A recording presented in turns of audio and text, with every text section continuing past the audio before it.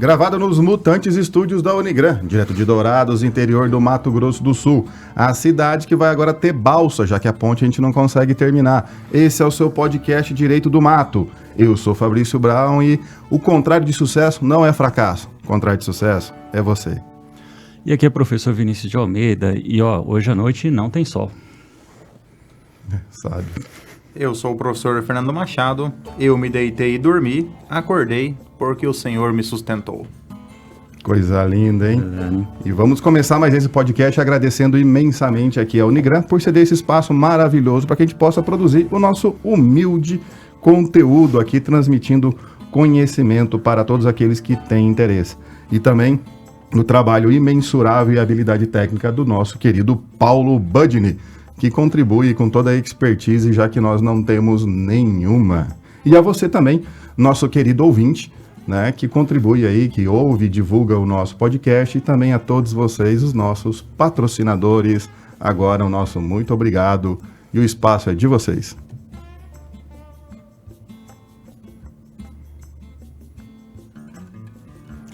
E também fica aquele convite para você conhecer mais do projeto Direito do Mato, acompanhando a gente nas redes sociais. Confere a gente lá no Instagram, o nosso perfil, aproveita, segue também e confira os nossos episódios anteriores em todas as redes de streaming. A gente está no Spotify, a gente está no Robo, a gente também está no YouTube. Se você está vendo esse episódio no nosso canal do YouTube, a gente já espera que tenha deixado um like. Ativa o sininho também para você receber notificação dos próximos episódios e deixa um comentário lá para ajudar o YouTube a divulgar mais essa bela mensagem que é o Direito do Mato. E se você ainda não adquiriu a sua caneca do Direito do Mato, chegou então a sua oportunidade. Você vai poder adquirir agora com desconto promocional. Com o cupom Black Friday Caneca do Direito do Mato 20, você vai comprar a nossa caneca com 20% de desconto. Entre em contato conosco para adquirir esta bela caneca. Paulo, corta com o drone fazendo favor aqui na caneca. Esta caneca você receberá no conforto do seu lar, caso você adquira aqui conosco do Direito do Mato. É isso aí. Hoje temos um episódio para tratar de uma alteração legislativa e que muito pode impactar no nome de vocês, no nosso nome, não é? Nome e sobrenome agora podem ser alterados no cartório. Pessoas com 18 anos ou mais que quiserem alterar o nome ou sobrenome agora podem fazer a mudança no cartório. Com isso, em muitos casos, não há mais a necessidade de recorrer ao Poder Judiciário. Os artigos 56 e 57 da Lei de Registros Públicos foram modificados e dispensa a exigência de justificativa plausível para a troca do nome. Para alguns especialistas, a mudança é positiva por descomplicar a substituição dos dados. Para outros, porém, é preciso ter cautela, pois pode facilitar a ocorrência de golpes ou algum outro tipo de irregularidade. Uma das principais características de um nome sempre foi sua imutabilidade, mas com a mudança na lei, o CNJ informou que qualquer pessoa, após ter atingido a maioridade, poderá requerer pessoalmente, sem motivos, a alteração do seu prenome, independentemente de decisão judicial, e a alteração será averbada e publicada em meio eletrônico. Essa alteração sem motivos do prenome poderá ser feita no cartório apenas uma vez. Em caso de arrependimento da mudança feita no cartório, a nova troca terá de ser requisitada à Justiça. No caso de alteração do sobrenome, sem autorização judicial, a nova lei determina que só poderá ser feita com a apresentação de certidões e documentos necessários. A mudança será permitida apenas para a inclusão e exclusão de sobrenomes em razão da alteração da relação de filiação, inclusive para os descendentes, cônjuge ou companheiro de pessoa que teve seu estado alterado. Segundo o presidente da Associação Nacional dos Registradores de Pessoas Naturais, Gustavo Fiscarelli, a Lei de Registros Públicos permitiu a alteração do nome, que juridicamente é conhecido como prenome, no primeiro ano da maioridade, isto é, entre 18 e 19 anos. Com a nova legislação, essa alteração agora pode ser feita a qualquer idade após os 18 anos, diretamente em cartório, uma única vez, independentemente do motivo. A lei estabelece no artigo 56, parágrafo 4º, que em caso de suspeita de fraude, falsidade, má-fé, vício de vontade ou simulação quanto à real intenção da pessoa requerente, o oficial de registro civil deverá fundamentadamente recusar a retificação. Pinheiro salientou que é obrigação dos cartórios comunicar a alteração dos nomes aos órgãos de segurança, trânsito e à Receita Federal. Se não houver a devida comunicação, isso pode causar dificuldades e dupla personalidade jurídica, ressaltou. A nova lei também prevê a criação do Sistema Eletrônico de Registro Público, o SERP, que visa unificar o sistema de cartórios, desburocratizando o cartório nacional. A determinação abrange os registros de imóveis, títulos e documentos civis de pessoas naturais e jurídicas. Os documentos possuirão autenticidade mesmo que os usuários não desejem imprimi-los após o registro, conforme critérios a serem definidos pelo CNJ. Outra mudança na lei é a possibilidade de alterar o nome do recém-nascido em até 15 dias após o registro feito no cartório.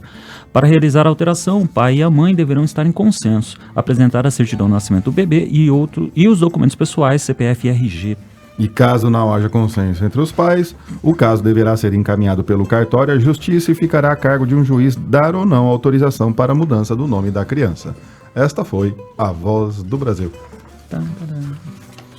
Professor Fabrício, alguma vez você já teve a intenção de mudar o seu nome? Uma vez a minha irmã mais velha queria fazer a inclusão do sobrenome da minha mãe. Não é? Porque eu e ela, nós não temos o sobrenome da minha mãe e minhas duas irmãs mais novas têm o sobrenome da minha mãe. Então nós temos entre os irmãos, né, a composição diferente do nome, né? Então o prenome somente o sobrenome do meu pai, minha irmã mais nova o prenome, sobrenome da minha mãe e do meu pai. Mas eu desestimulei um pouco porque a mudança toda de documentação, tudo tal, e considerando que é um sobrenome alemão, que é Johann, só que escreve com J, tem H, 2 N's no final, Braun o pessoal já erra pra caramba. Nesse caso, então, Dona Asta, então, não teve o seu nome, seu sobrenome nos dois filhos mais velhos. Considerando a década de 70, né, mais ou menos a questão era daquele jeito, né? Então não foi colocado. Mas as minhas irmãs mais novas têm já o Johann e tanto o Braun, né?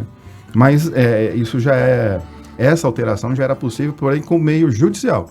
Com uma ação judicial era possível. Agora, se eu quiser, né, ou a minha irmã mais velha, caso ela queira, basta ela comparecer no cartório, né, demonstrar lá com a certidão de nascimento, com o documento dela, tal, que o nome da minha mãe inclui tranquilamente agora. Daí depois procede a alteração de todos os demais documentos. Eu acho que assim, dá pra gente continuar essa conversa voltando um pouco assim ao início, porque a gente estuda o nome no direito civil, né? Direito civil na parte geral. Lá no primeiro semestre. O pessoal que já chegou no 10º já esqueceu. Bem comecinho. E é justamente naquela parte que começa a falar sobre os direitos da personalidade, né? E aí o Código Civil apresenta uma diferença, né? Ele fala que, na verdade, o nosso nome, ele é fracionado em outros, né? Você tem o prenome, você tem o nome e que mais? Não, o nome é composto de prenome e sobrenome.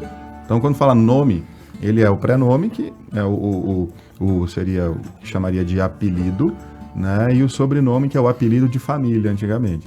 Então, prenome, no caso, nosso querido Fernando, e sobrenome Machado de Souza. Machado de Souza. Pode ter, professor Vinícius, é o chamado agnome, que é aquela expressão neto, filho, sobrinho, que é segundo. Que é um nome diferente. Que é uma diferenciação júnior, de outra pessoa da mesma família, né?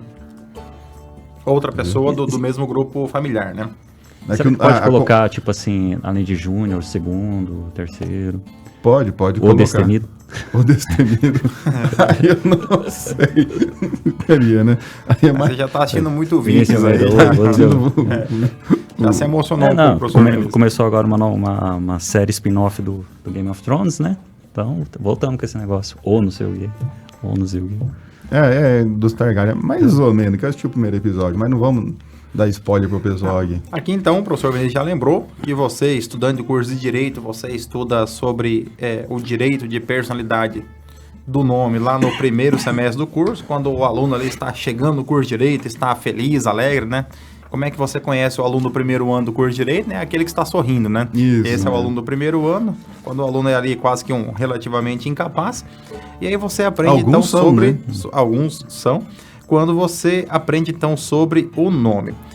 Qual é a diferença substancial, professor Fabrício, entre a legislação anterior e a alteração, a recente alteração? O que é que muda efetivamente ou substancialmente em relação a essas duas legislações?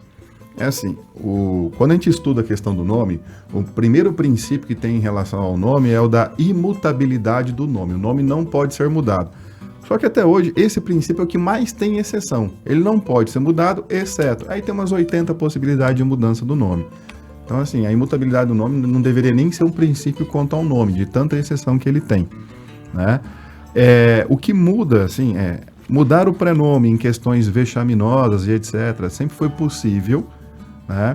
Quando a pessoa completava os 18 anos, ela no ano que completava 18 anos, ela tinha que pedir. Então, tinha um ano para fazer isso. Ou então, depois, judicialmente, pedir isso judicialmente. A inclusão, por exemplo, de apelidos famosos, do pseudônimo famoso, para incluir dentro do nome o apelido, também tudo isso judicialmente. Ou a mudança do sobrenome, incluir um sobrenome, retirar um sobrenome, tudo, colocar um sobrenome com questão socioafetiva, tudo mais, tudo isso judicialmente. A mudança substancial agora eu não preciso mais do Poder Judiciário. Eu vou direto no cartório de registro de pessoas naturais para fazer a modificação do nome. Só que a lei colocou alguns critérios quando isso é possível fazer direto no cartório, né? A grande inovação que eu vejo é a mudança do prenome, sem causa, sem uma justificativa. Digamos que o Vinícius quer chamar Pedro. Por quê? Porque ele quer chamar Pedro agora. Porque antes você tinha que demonstrar o porquê mudar. Curiosamente, quando eu era criança, eu queria me chamar Pedro mesmo. Só? Chegou a sua... Chegou a sua vez, Pedro. Pedro, vai lá. Acorda, Pedrinho. Vai lá, Pedro. Pode ser Vinícius Pedro, Pedro Vinícius. E o interessante, não sei se vocês lembram, alguns episódios atrás... Mas o Vinícius não tem cara de Pedro. Alguns episódios atrás tinha um cara que queria colocar no nome dele Brasil, como prenome. E o juiz negou, porque ele não provou que era um apelido famoso. Agora esse cara vai lá no cartório e coloca Brasil. Exatamente. Você tem cara de Denilson, assim, mas não de Nilson, de Pedro. Brilha muito. Então nós temos a alteração, a primeira delas importante é em relação à questão do imotivado, porque até então a alteração do nome ela necessitava de uma comprovação, então a pessoa em juízo deveria comprovar ali a razão da mudança do nome, por exemplo, situações em que o nome ele foi feito com uma grafia distinta, o pessoal comparecia lá no... Cria a chamada cacofonia, né? Digamos que alguém da família Pinto e coloca o nome do filho de Jacinto. Exato. E aí cria uma cacofonia um tanto estranho na hora de chamar a pessoa. Então ele quer mudar, né? Ou naquelas situações em que a grafia do nome, por exemplo, a pessoa, em que a grafia do nome também é feita. Imagina, a pessoa ia lá no cartório do distrito rural lá de Fátima do Sul e falar, como vai ser o nome? Vai ser Arnold Schwarzenegger, vai ser o Washington. E a pessoa fazia uma grafia ali, mais ou menos como ela imaginava totalmente o Wellington, né? Vai ser U-E-L, né? E aí a pessoa, então, ela comprovaria que no momento do registro foi feita uma... Então, ou no caso do nome vexatório, né? O nome que expõe a pessoa ao ridículo. Ao ridículo, isso facilita, né? Porque você não precisa entrar com ação judicial, o custo é muito menor. Você não precisa contratar um advogado para entrar com a ação, basta ir até o cartório. É claro, quando a gente fala de mudar o nome, a primeira coisa é mudar no cartório para mudar no seu registro de nascimento. Modificado o registro de nascimento, se você é casado, tem que mudar o registro de casamento. Mudou de casamento, você tem que mudar a identidade, título de eleitor, né, o cadastro no CPF, CNH, CTPS, se a pessoa tem empresa, vai ter que fazer alteração, tudo isso vai ter que comunicar isso no banco, trocar conta do banco, vai ter que, se é servidor público, informar para a administração. Então, realmente, tem que pensar muito bem antes de mudar o nome, porque por conta dos reflexos práticos que a pessoa tem que... A questão burocrática, isso não é automático, né? Isso não é automático, então... não é como mudar no Instagram, né? Que a pessoa vai lá... tem custos, né? A gente não pode esquecer, já que é uma verbação... A segunda via, né? De cada documento você tem que pagar. A primeira via, a maioria é gratuito. Então, você tem que pagar. Muitos vão esperar, por exemplo, vencer, por exemplo, a habilitação para quando tirar nova habilitação, daí colocar o nome. Você vai ter que mudar, por exemplo, o diploma da universidade... E diploma não é remitido, você então vai ter que andar sempre com o documento, com o diploma e com o documento, a retificação, então tudo isso então a pessoa vai ter alguns anos ali que ela vai ter ainda algumas dificuldades ali em relação à alteração do... No cada pessoa que é autora de alguma obra literária, tudo publicada, tal, ela tem a publicação dela com aquele nome quando ela foi publicada. Né? E aí depois no currículo Lattes mudou agora para Pedro de Almeida, né? E vai aparecer Vinícius de Almeida nas publicações, então dá uma trabalheira. Na questão da publicação, por exemplo, já é muito comum que mesmo quando, por exemplo, a pessoa é casada e utilizava o sobrenome do marido ou da mulher, e a pessoa depois de divórcio, ela mantém o nome por conta justamente das publicações, senão depois você não consegue mais indexar aquela pessoa àquela publicação. Pensando ainda aqui nas inovações, então, trazidas dentro da Lei de Registros Públicos, tem uma aqui, fugindo um pouquinho agora do prenome, que eu achei interessante, e vale comentar aqui, é a possibilidade agora dos conviventes em união estável aderir ao sobrenome do seu companheiro, que o artigo 57, parágrafo 2º, vai prever isso. Os conviventes em união estável, devidamente registrados no registro de pessoas naturais, poderão requerer a inclusão do sobrenome do seu companheiro a qualquer tempo. Olha só que interessante, né? Por que já não chama de casamento, então, né? Por que então já não casa, né? Porque aqui já está falando, tem que estar devidamente registrado. Então, já é o casamento não casado. Já está igual ao casamento. Você fez a união estável, foi no cartório, fez a escritura de união estável, e a escritura de união estável você tem que pagar diferente do casamento. Alterou o nome. Pode agora incluir o nome, tudo, tal. Ou seja, você passa por tudo que teria que passar para o casamento e ainda fica sem a parte romântica, porque não teve essa não é romântico. Não é romântico eu queria te pedir em união estável.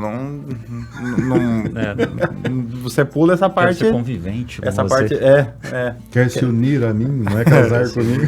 Quer se unir em uma união pública e duradoura. Então não é realmente a parte romântica resta prejudicada. A questão do sobrenome é interessante, porque quando a gente estuda a questão do nome é o seguinte: o sobrenome é aquilo que nos identifica com aquele grupo familiar.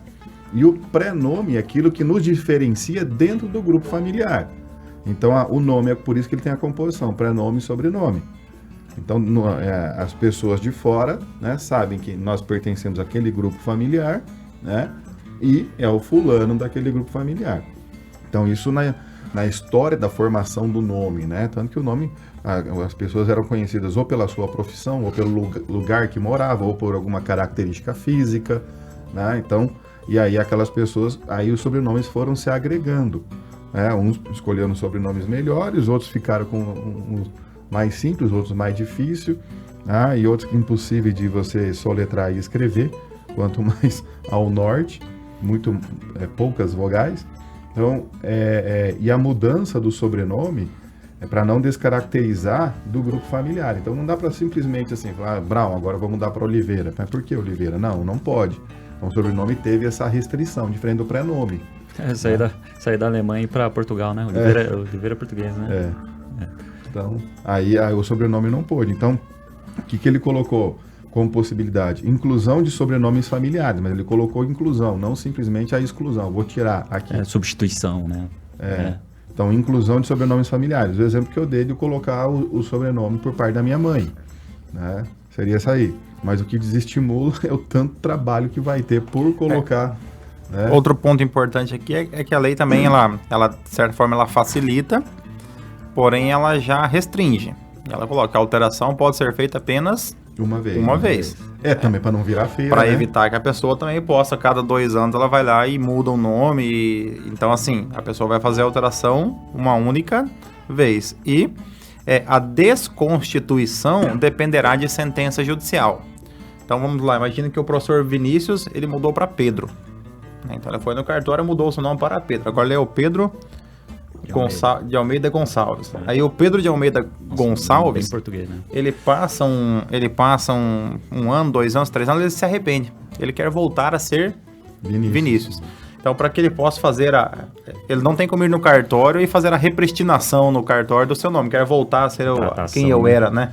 Eu não quero mais. Quero fazer a retratação da retratação. Exato. Então, ele vai ter que, nesse caso, ele vai precisar de uma sentença judicial. Aí, sendo necessário uma sentença judicial, aqui o requisito do imotivado já desaparece. Então ele terá agora que motivar por que ele se arrependeu e quer voltar para o seu nome anterior. É o que você consegue interpretar, porque não faria sentido uma sentença judicial sem que você precisasse demonstrar o porquê, o motivo, o que te levou a querer voltar para o seu nome anterior. Porque senão tiraria a finalidade, que eu acredito que seja uma das finalidades dessa lei, que é dar uma desafrouxada do Poder Judiciário. tornar mais fácil a alteração, eu acho, para aqueles que se sentem incomodados, tudo, torna um procedimento mais simples, mas ele já coloca uma cláusula de barreira, vamos falar assim, não pode virar festa. É porque hoje, de certa forma, assim, algumas questões, elas com a tecnologia, com os bancos de dados públicos, com a integração das informações, nós estamos caminhando aí possivelmente para daqui a algum tempo que o poder público tenha um cadastro único com todas as informações. Então hoje é muito mais fácil você conseguir rastrear uma pessoa que mudou de nome. Então por isso que a legislação ela já traz com mais facilidade essa possibilidade. Mesmo, né, não, até porque por conta desse sistema eletrônico de registros públicos, os cartórios estarão todos interligados. As alterações feitas, a comunicação vai interligar com todos. Então no futuro a ideia é que os registros de imóveis, tudo esteja interligado. E essa não fique só entre os cartórios. Como é público, vai interligar Receita Federal, INSS, Caixa, Segurança Pública, você vai então tendo um cadastro único, né? Cadastro único com a finalidade de... Hoje nós temos assim, no Brasil nós temos hoje uma série de cadastros. Cada tipo de serviço público a pessoa necessita de um tipo de cadastro. No governo federal isso já tem mudado. Por exemplo, a senha .gov lá já é utilizada para uma série de serviços, inclusive para o currículo Lattes, né? Então agora você já acessa o currículo Lattes pelo .gov, né? Então isso vai facilitando. E por conta disso, tanto para desafogar o Poder Judiciário, quanto pela facilidade hoje em se rastrear, em se identificar que uma pessoa mudou o nome, a legislação então torna mais fácil esse processo. Eu acho que tem mais 2 pontos aqui que eu acho legal destacar, é que por mais que você faça a averbação com a alteração do prenome, né, o artigo 56, parágrafo 2º, na primeira parte vai dizer que ainda vai ficar, parece-me, registrado o prenome anterior. Fica provavelmente aquele canto de observações, né, de que antes se chamava coisa. Eu acho que no registro de nascimento vai constar a alteração e qual era o prenome anterior. Até porque, para buscar, mas como é que era o nome dele antes? Então, como é que a gente faria a busca daquilo que foi antes dessa data? Se precisar de um certidão inteiro teor, daí você tem... Isso, E que nem tudo é só alegria, né? Também o artigo 56, parágrafo 4 vai dizer que vai ter uma situação onde não vai ser possível a retificação. Situações que não é possível a retificação, né? Se a suspeita de fraude, falsidade, má-fé, vício de vontade ou simulação.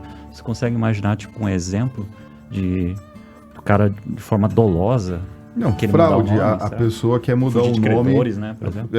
Quer mudar o nome para dar calote, quer usar para fazer negócio jurídico simulado, que vício de vontade são aqueles defeitos do negócio jurídico lá, erro, dolo, coação, lesão, estado de perigo, né? E fraude pode entrar a questão do vício social, fraude a credores dentre deles. Falsidade... Então, assim, se eu quiser... A pessoa quer mudar o nome para casar de novo. Ou então eu quero mudar meu nome para Neymar Júnior, só para entrar nas baladinhas. Chegar, eu sou o Neymar, você tá aqui, ó. Minha identidade. Só isso você seria parecido com o Neymar, né? Eu sou parecido, sim, pô. Claro. Igualzinho, cagado e cuspido. Idêntico mesmo. Bem parecido mesmo. Mas uma coisa interessante quanto ao sobrenome, que é aqui, ó, no inciso 4 do 57, a fim de inclusão e exclusão de sobrenomes em razão da alteração das relações de filiação, inclusive para os descendentes, cônjuge ou companheiro da pessoa que teve seu estado alterado.